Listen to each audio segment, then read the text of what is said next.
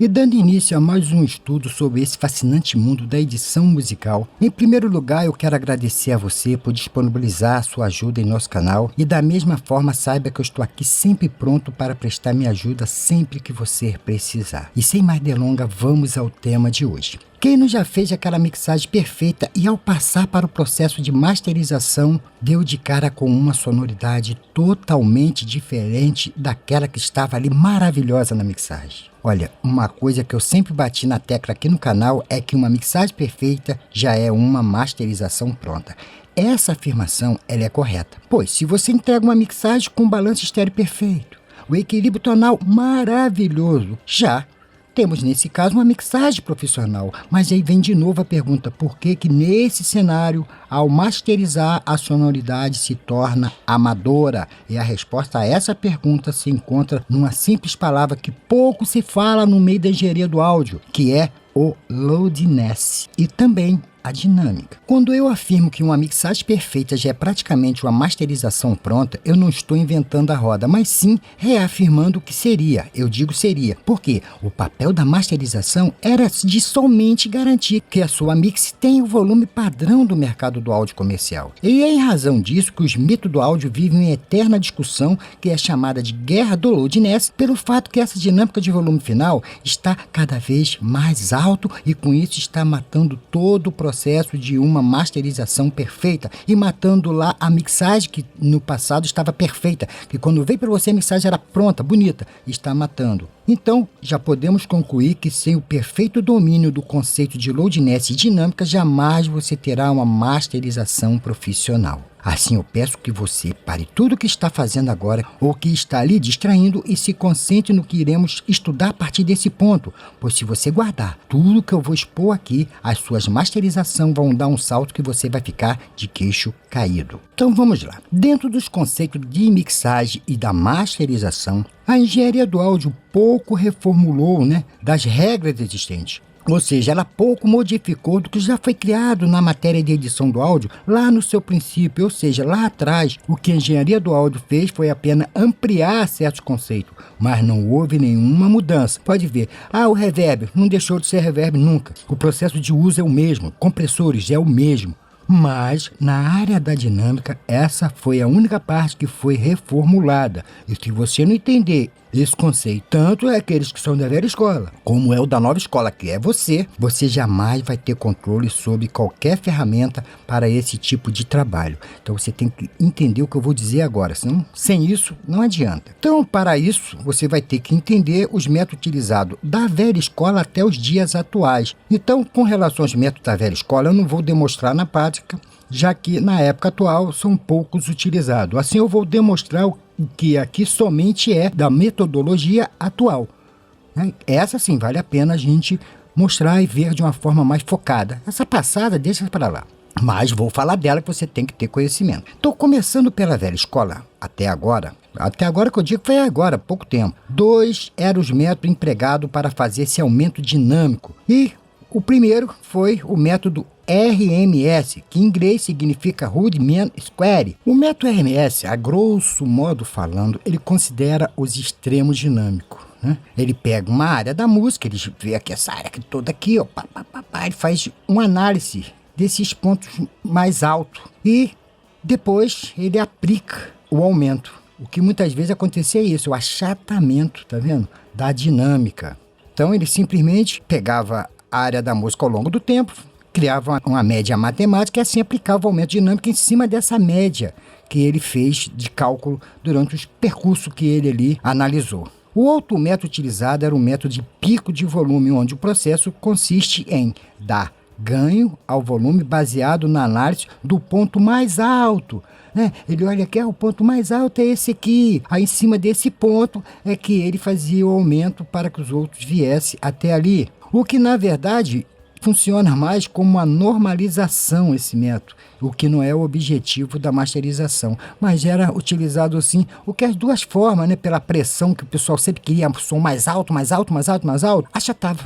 O que pode acontecer também com o novo processo, mas aqui era fatal. Já vamos entrar agora para a nova escola, esses conceitos mudaram para o novo conceito, em vez de RMS, método de pico de volume, agora não. Agora é o Loudness, onde a metodologia não está associada diretamente ao áudio, como é aqui, né, na velha escola, mas sim à percepção de como o ouvido humano detecta ou reage às variações de volume, e em cima desse conceito que é aplicada toda a edição de aumento do volume. Então, essa preocupação através do Loudness. Então, nesse método, a preocupação não é exclusivamente voltada aos picos e aos momentos mais altos do áudio, e sim ao nível de pressão sonora, ou seja, quanto mais energia, ou SPL, que é nível de pressão sonora, um som tenha, mais alto ele vai soar. E uma grande sacada desse novo método é que ele se baseia, como eu já mencionei,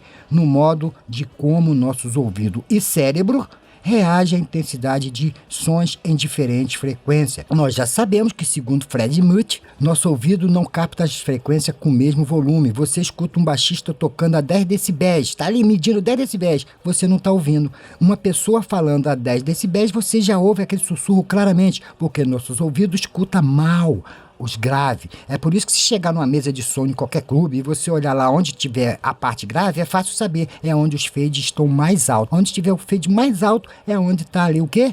O grave. O quê? Precisa de um aumento considerável. E essa metodologia do Loudness leva isso também em conta. As partes graves, as médias que o ouvido escuta mais, né? Então, toda essa percepção é avaliada. Olha que bacana. Então, dessa forma, se criou, logicamente, que novas nomenclaturas para medir esses valores de intensidade sonora, sendo eles o LUF, onde o LUF significa Loudness Unit, que é o Full Scala.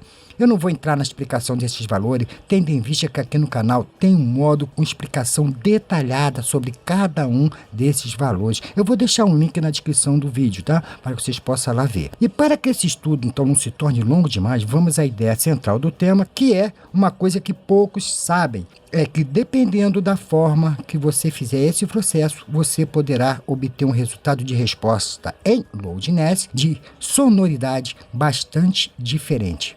Ou seja, você pode ter uma sonoridade profissional, pode ter uma sonoridade amadora. E isso mesmo usando métodos plugins inteligentes, como o da Ozone, né? Que eu vou demonstrar aqui. Eu vou pegar aqui um plugin da Ozone, vou pegar aqui no Max, que não interessa. Mesmo utilizando, que você pode usar isso aqui, né, para fazer toda a parte, né, de masterização. O que eu vou dizer aqui, se você não souber, pode usar que vai dar errado. Então, vamos lá. Mas antes de eu continuar falando do lado prático da coisa, existe uma coisa que eu quero deixar aqui bem claro para você. E eu vou citar de forma bem resumida. Primeiro, tenha em mente que o Loudness na masterização é o quão perto, né, de 0 dBFS, né, dB full scala, que o processo vai chegar ali no final da masterização, como era no passado. Só que hoje esse método é capaz de elevar o nível médio de uma faixa, né, num valor que hoje é chamada de LUFS. E a razão que eu quero deixar aqui frisado que esse método ele é um pouco mais eficaz em relação aos antigos é que ele se baseia na compressão de alcance dinâmica ou de faixa dinâmica, onde o processo leva em conta, como eu disse, a diferença entre os picos mais altos, entre as médias de como todo mundo escuta, o nível médio também. E todo esse procedimento acaba que não há risco de haver clipe no final. Você vai pegar o bicho lá e deixar o bicho estourado, né, sem nenhuma dinâmica, mas se tu forçar a barra hoje, na metodologia de hoje, é raro haver clipe, porque ele leva em conta tudo isso e ele vai ali tentando ajustar. Beleza? Então, o que você já concluiu com o que eu acabei de falar, que esse processo é a soma da análise dos picos versus dinâmica, né, de tudo aquilo ali, e mais a percepção humana. É isso que você tem que ter em mente. Mas a coisa que é o ponto alto nesse novo conceito de Loudness é que a indústria do áudio padronizou um teto máximo para que esses aumentos dinâmicos tenham de acordo com o meio de reprodução, se é para o YouTube, é para o cinema, é para a televisão. Você vai ver que quando vem para cá, você já tem alvos, que como é o 14, por exemplo, né, o YouTube, o Spotify, 23, menos 23 seria a televisão. Então, hoje em dia, existe uma tabela aí na net que você basta botar aqui o alvo. Eu quero como alvo aqui, por exemplo, não, se fosse aqui uma master, essa master é para o YouTube. Então, aqui já estaria de acordo, menos 14 ou menos 13 LUFS, né, nessa base aí, que é aceitável. Mas não é isso que eu quero falar, que isso também já vimos aqui em outros módulos, então não há necessidade de eu falar disso. O grande segredo que eu quero que você descubra não é nessa área de volume final, mas sim nos procedimentos corretos para que esse índice aqui, que eu botei aqui para o YouTube, que é menos 14, ele seja alcançado de forma que no final a master tenha aquela sonoridade que estava lá na mix, perfeita.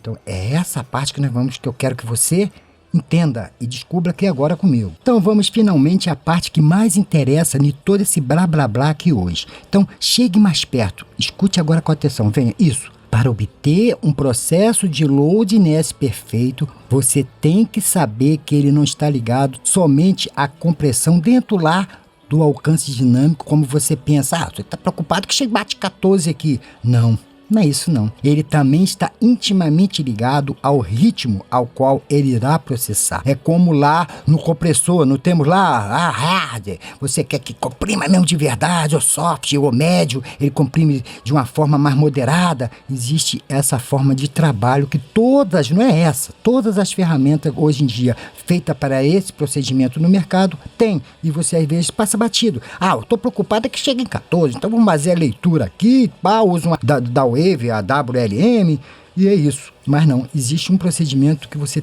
tem que estar muito atento. Eu sei que você está coçando a cabeça agora, curioso, perguntando, mas Jorge, como assim? Bom, a resposta é simples. É que cada tipologia de ritmo necessita da sua própria essência de ganho dinâmico ou intensidade sonora. Por exemplo, no caso do dance, você não presta atenção, hein? Veja só, você está ali no dance. Qual é o processo que exige de intensidade máxima nesse tipo de música, né? Nesse tipo de ritmo, aliás? É pancada, ou seja, é a intensidade no volume máximo. Já você está fazendo agora uma masterização do jazz. O que você tem que ter ali? É a dinâmica delicada, né? Tem que estar o foco na instrumentação, naquele do piano e aquela nuance de subida e descida. Então você não pode tratar da mesma forma como se fosse um dance. Você vai estragar totalmente o jazz. Então cada forma de ritmo tem a forma de processamento e as ferramentas vêm com essa pergunta a você. Você que não presta atenção. Então vamos ver aqui. Vamos supor que eu queira fazer uma mágica que seja já uma mix pronta para fazer a master. Não é, né? Porque aqui está tudo ainda em mix. Mas vamos fingir, já que aqui no final vai sair todo mundo, vamos fingir que isso aqui é uma master. Então eu vou pegar o assistente, escolheria, não é assim, a primeira forma. Você quer como? Esse processamento se é moderno, né? Mais digitalizado ou vintage, na forma mais antiga, com aquele calor, né? Usando saturadores ali de tubo, tudo mais analógico. A segunda fase, aí tu escolhe aqui, aqui ou aqui, vem o loadness. E veja que no loadness ele pergunta se você quer manual, ou seja, usando a forma que ele vai analisar somente esse áudio e vai dar dentro daquele valor que você estipulou, ou você vai usar uma referência. Aqui nada. Agora olha isso aqui. Intensidade. E a gente não se preocupa com isso. Aqui, né? Para terminar, seria, se você quer para o stream, que no caso aqui no meu, que era menos 14, era para o YouTube, então eu deixaria como stream. Se não, um CD, que aí já seria menos 10, por aí. Então é stream mesmo. Olha aqui, intensidade. Aonde eu posso falar que eu quero low. Se eu digo aqui que é low, é um toque mais sutil que vai preservar o equilíbrio dinâmico. Estou fazendo para um jazz, é low. Low é menos comprimido, mas nem por isso ele é bastante dinâmico, mas não é barulhento, ele preserva procura sempre aumentar ao máximo, mas preservando essas nuances, né, da execução, da dinâmica de cada instrumento dentro do projeto, dentro da linha do tempo. O médio é para já a parte de CD comercial, porque ele está ali no meio, equilibrando o volume com o alcance dinâmico, ele fica naquele meio. Ele não fica com aquele efeito de compressão intensa, mas também não é de uma compressão limitada, né? Como é no low. Não é que seja limitada, se preocupando com a coisa, não. Ele fica ali no médio. É o que é mais comercial. Se você tem dúvida quando for fazer, escolha sempre aqui, o meio, o médio, que é o melhor, porque ele fica entre os dois mundos, né? Do mais light ao mais brabo. Agora, se você tem height, eu não preciso nem falar que height é o máximo de compressão. É quando você está masterizando ali para um heavy metal, então você precisa de, no final, aquilo explodindo. Você usa, ou no caso de um dance, você usa, porque você precisa de volume ao máximo. Nem por isso ele tenta também, nessa forma, preservar os pequenos detalhes, mas é uma forma que já é mais, como dizer assim, braba. Então aqui é sempre que precisamos trabalhar com gênero, né? O ritmo que precisa de volume, de competição para ser usado em clubes, academia. Então é aqui. Então procure deixar no médio e decida se você quer mais ou menos depois de visto. Aqui era só Next, tocava, isso que não estou aqui falando sobre esse plugin que já existe até um módulo aqui. Bom, senhores, use seu ouvido para encontrar a intensidade mais adequada aqui, né? Você bota no médio e vê depois, experimenta para ver como é que fica. Pois afinal você está masterizando para o ouvido humano, eu sempre digo isso. Olha, gente, era isso que eu queria dizer. Aqui tá a chave.